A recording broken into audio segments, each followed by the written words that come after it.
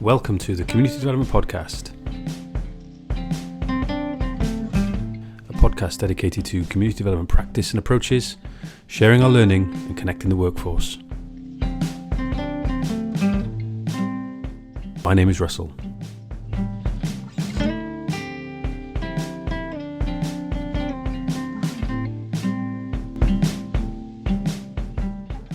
Early on in the coronavirus lockdown, certainly early on in the UK, I put a plea out on various social media platforms encouraging and inviting people to get in touch to share with me the early initial reactions, reflections, responses to the coronavirus hitting communities. And I'm extremely grateful for the people who responded. For some, it was perhaps a little bit too soon. For others, they'd been directly impacted by the virus themselves or their families. And so clearly the time wasn't appropriate for them. But as I said, a few people have got in touch. And so what we've got with this first episode that's dedicated specifically to coronavirus and community development responses and approaches to tackling it are two contrasting scales.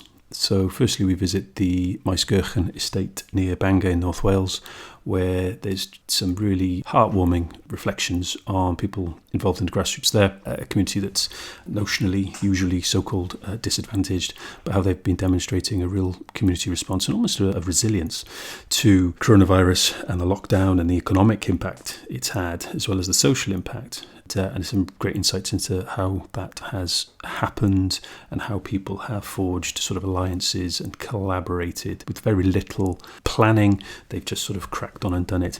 And then we cross the Atlantic and we head to Winnipeg in Canada, specifically Manitoba, where Michael Bachman joins us to share some of his reflections, where he is operating on a much more strategic kind of policy perspective, where he has a much closer role to community economic development and social forms of enterprise, and where he hasn't lost sight of the fact that the state and the state apparatus still requires challenge. It still requires us to tell truths of power. Michael doesn't have boots on the ground in the same extent that people in Maesgeirchen do. He nonetheless shares some examples, some really, again, excellent examples of how resilience does exist in these communities. So I hope you like it. Please, if there's anyone listening to this who'd like to get in touch to share some of their reflections, some of their practices, some of the challenges that they've encountered during this last few weeks, then again, please get in touch. DMs on Twitter are open, or get in touch via the website. And lastly, there's a Patreon page if people are interested in supporting the podcast and what we're trying to do by connecting that workforce, sharing the learning, sharing the benefits and the positive aspects of community development approaches. And please just search on Patreon for the CD podcast, and all the details are there.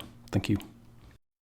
I'm Dylan Fern, I'm the local county councillor on the estate. So I also work in construction, and of course I stopped work as soon as this thing kicked off, really, and I'm now as a self-employed person. I'm basically in that sort of limbo area where I have to I've got to make a judgment at some point or other. I've got to go back to work, but at the moment I seem to be doing more work here on the estate, which is no bad thing. Well, my name's James Deakin. I'm the project lead for a registered charity called North Wales Recovery Communities. We provide abstinence-based housing and therapeutic day programmes for individuals in recovery from long-term addiction, substance misuse. We're sort of nestled up against the local estate, MaesG. Since this is sort of kicked off, one of the big things for us is as sort of ex-addicts, alcoholics, we've taken a massive amount out of the community in our time. And one of the things that we promote for people to sort of as almost like a pathway to wellness is service to the wider community. So when this sort of came up, it was just something that we knew that we needed to be involved in, and sounds a bit selfish really, but we knew it would be good for our guys to sort of give something back, really. I got to say, like James said, we're very fortunate that they are based here, to be honest, because it's been a really, really important part of the help that people have got on the estate. You know, the fact that James and his organisation have got the facilities and the wherewithal, and more importantly, the knowledge and the spirit to know what to do straight away. I mean, I think it was almost natural what we did, wasn't it, James? I would say. Yeah, I think that's one thing that we've been sort of quite lucky with. The connections were there already, weren't they, between us, and kind of all on a similar page, really, that, you know, that we just knew that there was going to be people in need regardless of the circumstances, and sort of no judgment from any of us really attached to anybody, you know, what the situation were. It was just a case of sort of needing to get in there and fill that gap straight away. So yeah. a bit awkward for us the first couple of days because it was Jess that sort of sparked this for us, because normally all our sort of money and finances are all targeted towards individuals in recovery. So Jess had approached us on the first day, sort of basically saying there was individuals in need, but there were still guys that were actively using it. It was like, well, we can't afford to fund that sort of stuff really. But then we sort of went away and we looked at it and we just thought, you know what, the time for normal rules and what have you goes out the window. And correct. We kind of recognised quite quickly that treatment services especially were going to just basically grind to a halt, and if we didn't step in and sort of fill that void, that there was going to be people in sort of dire need that weren't able to sort of isolate or shield safely. So it just all happened very sort of organically, very quickly. But I think like I say, the individuals and the connections between us all, they were already established, and I think that's allowed us to be able to sort of pick the pace up so quick. From, I think it was like 20 meals first day we did, so I think we've got something like 70 now, just under, that we're sort of feeding every other day. It's growing and growing, but like I say, we could hit the ground running with it really. There's an ethos, there's that those kids were already in place, and you're just able to crack on with things. There's none of that trying to form partnerships, get to know each other. That the work that you've done previously together just allows you to mobilise. James is absolutely bang on the money. I think we've just haven't really taken any notice of tape and stuff. The luckiest thing is because of the estate's a deprived area anyway, we've got a strong community group or organisation here, and MaesNi is obviously part of that. So we've already had the framework for helping people anyway, before this pandemic hit. All it is given us more of a focus really to do stuff, and as James says, it's more to do with the immediate needs that pop up. And within a day, James had sourced a load of money. Within a week, we'd provided electric, food, and whatever needs to anybody that wanted it on the estate. Yeah, basically it's sort of in a nutshell really. That's sort of say we as a voluntary sort of group or organisation, we've been involved in a local community group on MaesG for a number of years really, again just with this idea to try to put something back into the community. And again I think it's been really sort of helpful sort of having a know for Jess, she probably sort of feels kind of a bit not left out, but because she with her own issues she's having to sort of shield, but it's been good having somebody sort of at on a co-ordination level just pick up the requests and get them sort of filtered down to myself and Dylan, and we're actually going out and getting that legwork done as well. So Jess has been a brilliant coordinator. I know she's, as James says, she's almost like not the fat controller, but the slim controller way up in the hills. But she's been the overall coordinator, and as James says, others of us have been just sort of responding to her, to what she's, she's saying, can you do this? Can we do that? And between us, it's worked really well up to now. And I can't. For this area, it's been great, and not just Jess. I mean, there's been Pete as well, who's another community worker who works on the environmental side. He also is isolating for his own needs, and he's also been doing stuff on that side because he was very involved previously with environmental groups, and all, of course, everything had to stop immediately. What they were doing, but they've been carried on at arm's length, and we've been able to deliver loads of plants and flowers to people for them to enhance their lives in their gardens and stuff and in their flats. Always have the choice not to engage, and that's their right, I suppose.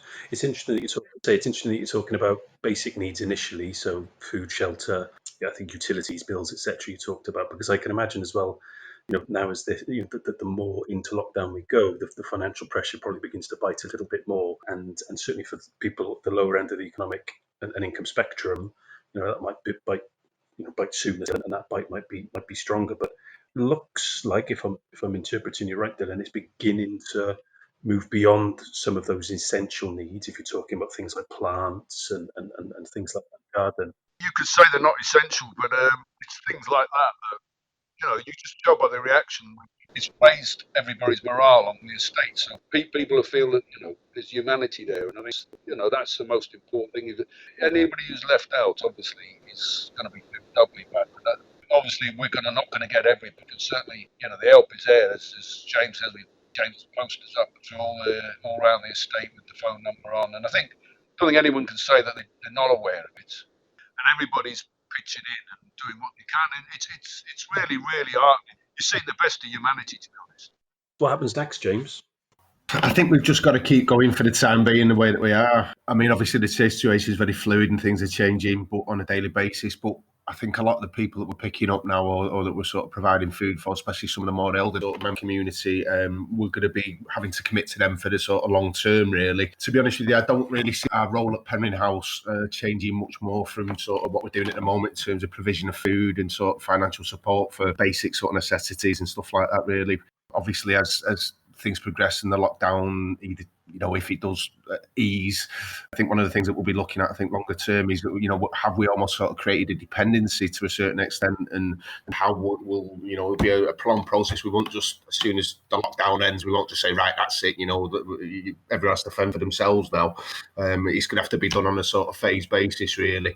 But I think also as well, I think some of the work that we've done here, I think can sort of continue to support the community longer term, hopefully in more positive times as well, really. I think it's unified a lot of people, and I think it's kind of brought the community closer. I think as hardship always does, really. So James, by way of advice, what would you say to anybody listening to this in a similar position to yours?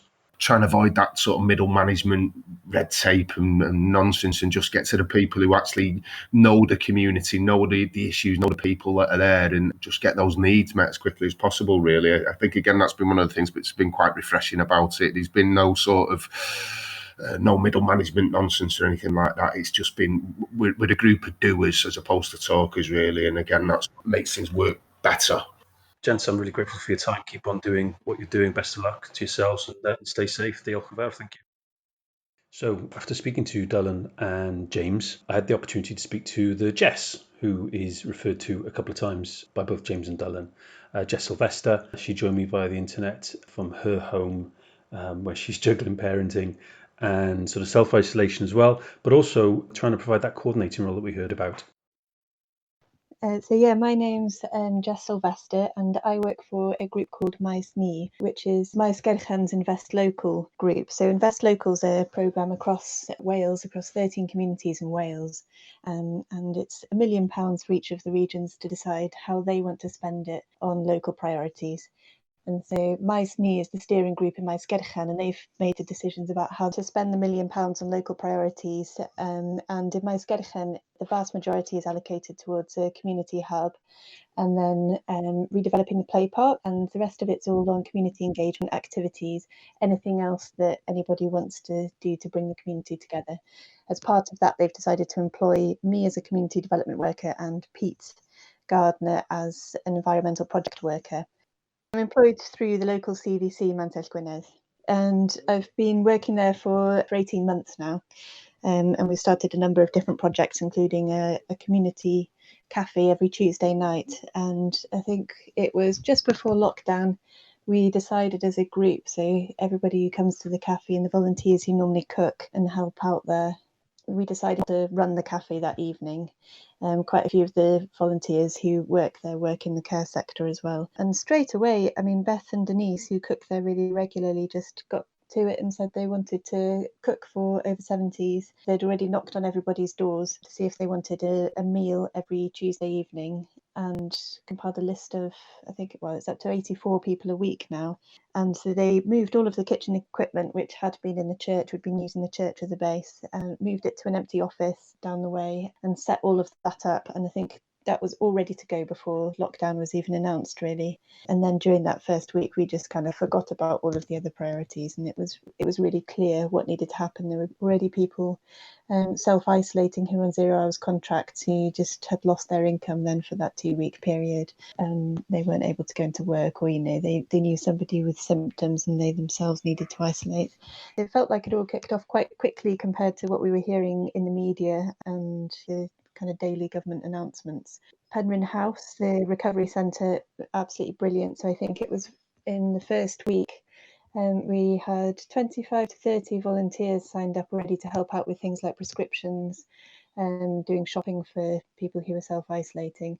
And within the first week, we found that we were sending people around to people's houses who weren't able to pay for the electricity because circumstances had just changed so drastically, or they'd been supported by a neighbour who had lost their work or was having to self-isolate on a 0 hours contract without sick pay and so on.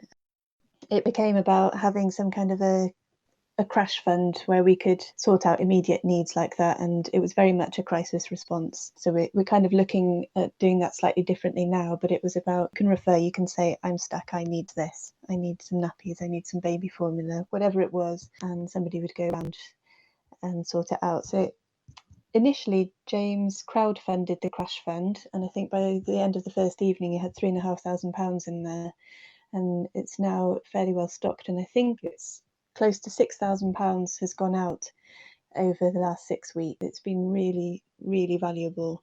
It's about the 5-week universal credit wait. People didn't have any kind of financial barrier or savings necessarily to cover that. It all came as a bit of a surprise, waiting for furlough. And it's been food, electricity and so on, just immediate needs. They also started, so Dull and Fernley, the councillor, started picking up all the fair share surplus donations from the supermarkets. That was something we sorted out quite early on, and distributing it in bags to anybody who needed food and was struggling with that.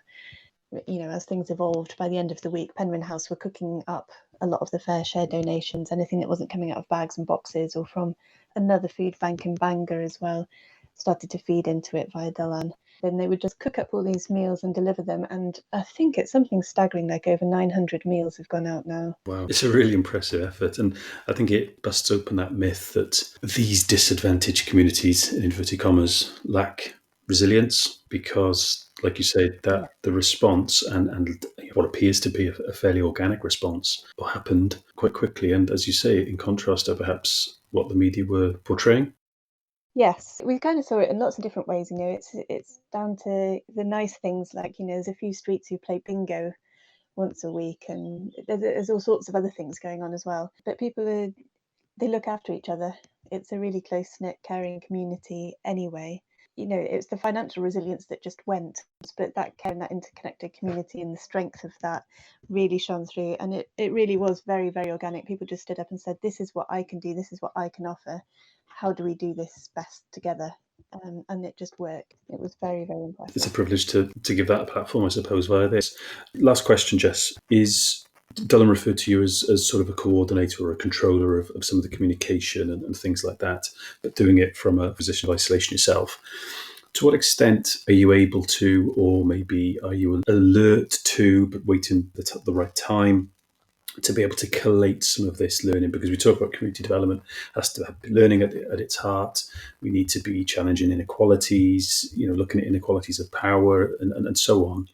But of course, if the focus is on the here and now and the very essential, that can perhaps be parked for a period of time. But I don't suppose it can necessarily be parked for a lengthy period of time. Or if it can by some people, there's some people needing to kind of be alert to it. And is that you, for example? So sorry, there's a few questions there, but what about the other bits of community development? Yeah, so I'd say that for the first few weeks, that was very, very much parked. And then it's as we started to see kind of emerging themes. And I think for me, being tapped into building communities trust and having these initially it was weekly and now it's every fortnight, Zoom meetings between all the different Invest Local area workers, being able to talk to our Invest Local officer. The Invest Local have been brilliant at listening and saying, okay, so you're seeing these cracks, keep sending them to us, keep talking to us about them, what are the themes that are developing? And from the other side, I think it was really useful to be employed through our CBC. So again, we'd have weekly Zoom meetings where I could sort of say, the homeless hostel just closed their gates without telling anybody, and we've picked that up. Who's supposed to be responsible? What happens there? And again, that's on a very immediate needs basis. And as it's developed, I think we've started just collating bits of stories, snippets of what's going wrong for people, what's changed for people, why they're needing help now. There's a few really clear themes coming out, 0 hours contracts and the fragility of that to not just the individual, but entire families who are interdependent financially or, supported a little bit by a neighbour. So one person goes down and then there's somebody else who also needs help from that. I think one of the things that's really crystallised is that for a community that's kind of labelled as poor, it's very, very much a money issue. The resilience in terms of people, in terms of community is there already, but it is money, and people were so close to that line of being able to make ends meet already, that it hasn't taken that much of a shock for some people. The media were talking about people on universal credit aren't going to see any change. Well, actually, the increase in food prices, having kids home all day, and the bills going up because of that kind of thing really tipped the balance for some people. That hasn't been talked about, and that's something that we do need to start talking about, and we do need to start looking at who's being infected and how, and at what level the response needs to be. You know, we're a crisis response as it stands. We weren't doing food banks and things initially, and the food banks locally, you know, there's a complex referral system and so on, and people weren't able to get through the referrals because it was done by, you know, maybe the CAB officer or the Flying Start worker, and they're now working from home. And it just took a few weeks to get all of that stuff sorted, you know, that you no longer do need a food bank referral form, and the volunteers have come back for the food bank, you know, that a lot of them were elderly or had to self-isolate immediately. So there's a fairly fragile support system in place already. So there's a helicopter going overhead. I don't know if you can hear that. I hadn't realised that you'd upscaled meal deliveries by such a margin. So that's very impressive that you've commissioned your own chopper. There is a responsibility to do something with it, and it's not immediately clear to me what to do with that at the level that we're at. But I think being part of something like Building Communities Trust is really, really useful. And people are listening, and the council is listening. The council, our local authority, has asked us, you know, please feed this back. That's a new relationship to have, that kind of clear, open channel, you know. I think people are keen to learn from this, and in some instances it's that the cracks were already there, but they are now wider and more visible. Who's responsible for that? Where do we go? What do we do with that? I think the knitting together of stories is a potentially powerful way of doing that. I suppose it's a question of, you know, how long will that take? To what extent can we enable people to articulate their own voices, to tell their own stories? I've recorded another podcast this morning around social prescribing, and again, stories is part of that broader canvas then, if you like. I think there still remains a role, as there always has done, perhaps more acutely now, for people like yourself, the community workers who have got, if not boots on the ground, they're listening. Because obviously with isolating and shielding, then people may not be able to be present with those boots on the ground, but they're certainly listening and they're attentive to what other people are saying. And I think that it is incumbent on people in those roles to do what they can to get those stories out, to get that information out. You know, I'm really grateful for your time, and keep on doing what you're doing. It would be great to maybe keep in touch, and maybe, you know, cast a light on what you do and what MaesNi does in the Maesgeirchen area in more normal times rather than in crisis. I don't imagine 18 months ago, before you started the job, you had a question in the interview around what experience do you have of pandemics? No, not at all. No, I mean, I think a lot of what we were already trying to do was, yes, to ask people to listen. And it was always been a bit frustrating that people would be willing to listen to me because I'm a paid worker in that role, whereas there are plenty of people who would have liked to have spoken and be listened to before. And now all of a sudden, everything's fast forwarded. And the same with, you know, the Invest Local ethos is very much that it's not being done to, it's doing for yourselves, but there's, you know, maybe a process of doing with. I am largely redundant in all of this now. Yes, we supported a little bit at the beginning, and now there's no need, and I would see that as, if I do myself out of a job, that's great. So I'm Michael Barkman, and I am from Winnipeg, Manitoba, Canada, which is right in the center of our big northern nation. And I work for a national network called the Canadian Community Economic Development Network, which is 2 decades old. And it's a network of people and organizations who are committed to and doing community economic development work in our country. Something that, especially talking with folks potentially listening from all over, that's really important always to start. In Canada, we do, and especially here in Winnipeg, land acknowledgements at the beginning of a lot of events or meetings to acknowledge the Indigenous territory that our work and our lives are occurring upon. So I thought I maybe could do that first. So I'm based in the traditional territory of the Anishinaabe, Cree, Oji-Cree, Dakota, and Dene nations, which are all Indigenous groups that are still thriving and existing here on this land. And also the Métis nation, which is a nation that grew out of Indigenous and European settlers, and also Treaty 1 territory. So in some parts of Canada, there are signed treaties between Canada and Indigenous nations, and in others there aren't. And yeah, that's something that we do as sort of practice now throughout the country in a spirit towards reconciliation and decolonization. But the history of colonialism in Canada is still really present and really strong. It makes itself known on the street. It's in the faces of people who are homeless and who are clearly more socioeconomically disadvantaged. And during times of crisis like COVID-19, it really rears its ugly head in terms of who's most impacted in really acute ways from things like a health crisis or the climate change crisis or other things that are going on. And then tying it to our work across the country, which is that it's, I think, the tradition that we have in many ways is really Indigenous led. Community development in my network, in my organization, originates from something called the Nietzsche principles. Nietzsche is a word that's coming from Indigenous languages here. Yeah, it's a sort of principles at the heart. There's 11 of them, but at the heart of them, it's about where they're at, leading their own economic, social, and environmental lives development. So the work that we do is in many ways really Indigenous led, both by the people and ideas.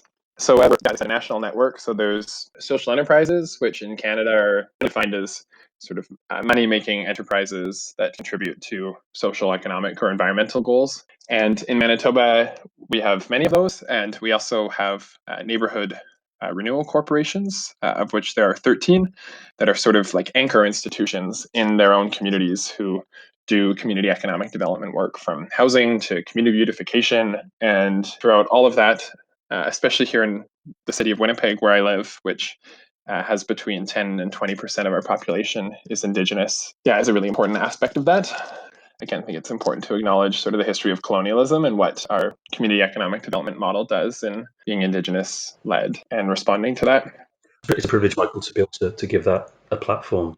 You touched on the crisis. It's probably dominating a lot of people's lives, a lot of people's work, certainly decisions, and they're pondering. How are things looking in Manitoba, your bit of Canada? Canada's huge, and our provinces, which there are 10 provinces and 3 are all very large. Some in the east has been really different depending on where you go. And in large cities like Toronto, Montreal, and Vancouver, the rates are really high. And in places like Winnipeg, where I am in the center of the country, and we're kind of like 6 to 8 hours away from some other centers of similar or larger size. So in many ways, really on our own. There's, of course, lots of small towns and rural communities here in the prairies. Yeah, we're very isolated in terms of being a larger center. So our cases are actually quite a bit lower, but the economic and social impact of COVID, I think, has been very strong here and very strong across the country and, of course, the world. So I think what we're seeing, not necessarily the same stories of huge health challenges, and it looks like our health system is really ready to take that on, but definitely some of the economic and social challenges.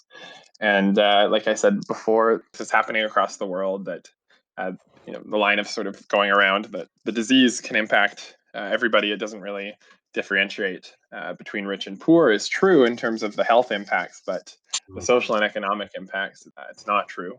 When I just walk around our city and have walked around to try and get outside and get fresh air, it's so obvious just seeing the wealth discrepancy, and then how people are living from large mansions in traditionally places where sort of colonizers lived initially, and now mostly white people live, to spaces that are much more Indigenous and racialized communities in our city that have a lot of people who are low income, to the places where people are waiting in line for food banks. And practicing social distancing in those sort of scenarios while people have so many other immediate needs is really hard.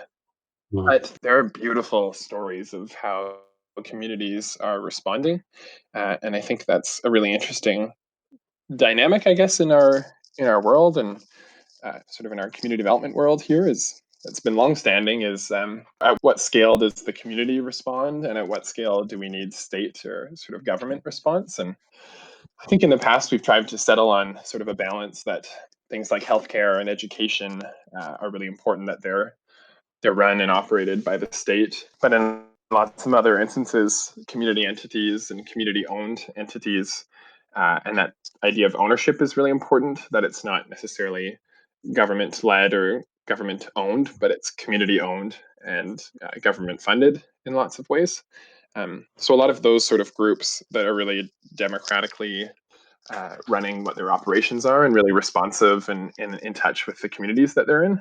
They're doing some amazing stuff. There's probably seen this across the world, but people who provide services to women or non-binary or trans folks who are seeing an increase in domestic violence because of isolation, or providing these amazing services at a socially distanced and safe way to make sure that women have somewhere safe to go and are getting the food and care and shower and health services that they need. There's another great collaboration that I love between a local social enterprise that's called The Cutting Edge. It's a sewing social enterprise, and it was thinking that it might have to close. It hires and employs a number of newcomer women to Winnipeg. And then instead, they pivoted and shifted to start creating masks. And then got some promotion through another enterprise, local investment towards employment, and they're selling the masks out of a local hardware co-op that was also struggling financially. And I've seen all three of their businesses go up. So I just love that collaboration between social enterprises, co-ops, and nonprofits who are seeing what the need is and then still able to employ people at a time when employment's really hard. So there's lots of stories like that. And you talked earlier about a focus on community enterprise then and social forms of enterprise.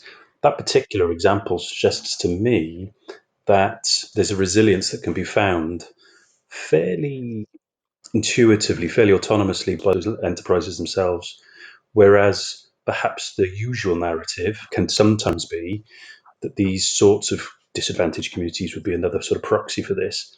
They lack resilience, whereas that suggests to me that there is more than they're usually given credit for. I totally agree. And I think, resilience is a really good word to describe it. And also we've talked about an asset-based approach, and there are such strong assets in these communities that have been historically economically and socially disadvantaged, in terms of like where we're seeing mutual aid outside of sort of maybe organizations or nonprofits that exist in an incorporated sort of way, just community members coming together really organically to support each other. And that's happening really strongly in some of these communities in a different way, I think, than places where people are holed up in their very large homes and maybe only going out to a large big box grocery store, and that's their only occasion to leave the house. But instead, in some of these communities, they're supporting the local shop and supporting each other in a different way. Although that's maybe a generalization, and there's definitely people in lots of communities who are resilient and who are making this through this and struggling in their own way. But you're right, absolutely, that some of these communities get stereotyped as having so many issues and problems and challenges that need to be dealt with by people from outside the community. And I think this crisis is proving that communities are really smart and they know what they're doing, and there's a lot of knowledge and good ideas and strength there and resilience. In Manitoba, in our province here, we have a provincial or regional government that's very conservative and has been in power for about 4 years with a strong austerity agenda. And they inherited a government that was much more left-leaning, that was in power for about 20 years, and have been really focused on paying down a deficit. And we're seeing that so strongly in this crisis right now that the focus is to not increase our deficit when they're doing things like suggesting cuts to these nonprofit and community organizations that they fund, among many other things like potentially cutting universities and K-12 education, where our federal government has really stepped in to support people and communities in a different way. So resilience, even when people are facing cuts, that they remain strong and they commit to their work and supporting the people that they're with, while the government here is interested in cutting back. So to what extent is it your role individually or collectively from the corporation's point of view be a challenge to that at a much more strategic level? Because we heard from the contributors to this episode a bit earlier from Maesgeirchen in Bangor in North Wales, how very much a response to the here and now, the pressing, essential needs, that bottom sort of tiers of some sort of Maslow's hierarchy. We can do the strategic planning another time, that can be parked. To what extent might it be the role of somebody operating at your scale to not lose sight of that? I'm really kind of privileged and lucky to be in the role that I am. So my job is focused on public policy and community organizing and community advocacy within our network, so the Canadian Community Economic Development Network. So I haven't been doing some of the frontline work that our members are in ensuring people get the food that they need that day, or ensuring that Indigenous communities get sort of the immediate needs that they need, or supporting each other. So yeah, I feel a lot of privilege to be able to be in the role that I'm in, but also a lot of responsibility. So we have a strong sort of democratic mandate from the member organizations, whether they're social enterprises or community organizations or nonprofits, who have really given us a strong policy mandate to say to the government, look, like, now at the time for cuts and austerity, nor is it ever. Now is the time to make sure that these groups doing essential work have the finances and resources they need to continue to do community-led development work. So my job has been a lot of organizing direct advocacy to government, organizing social media, online, of not being able to gather, right? Amazing and positive stories of the resilience of communities are getting out there in the public. I suppose there's a danger that there's almost space kind of carved out as everybody's focused on a very maybe hyper-local, and certainly where I live and networks I'm involved in, they feel a lot more localized. I can't remember the last time I went into the city centre of Cardiff, and I probably only live about 3 miles away from it. And that connection to the hyperlocal, and of course, communities of interest and shared characteristic as well, needn't be particularly local in a geographical sense. But there's a danger, I worry, that certain spaces are being vacated, whether that's around policy, whether that's around about challenging the state, whether it's around about focusing on inequalities, because there's this renewed emphasis on people's basic essential needs at some point when that is, I don't know, and it will be different in different areas. We might need to reclaim that space. If we work hard from a community development perspective to, get a place around the table, so to speak, there's a danger that when that table reconvenes, we can be overlooked, we can be forgotten, and we've got to almost fight for that place all over again. And that would be my worry. That I think is a real concern, and yeah, sort of seeing interesting conversations around sort of moving from the conversations we're having much more into the mainstream about local or community, like economic development or economic support, and supporting local or supporting community, and like also not wanting to see that sort of at the expense of collective global wellness, and not wanting that as like a xenophobic sort of response or racist response potentially to China, that sort of thing.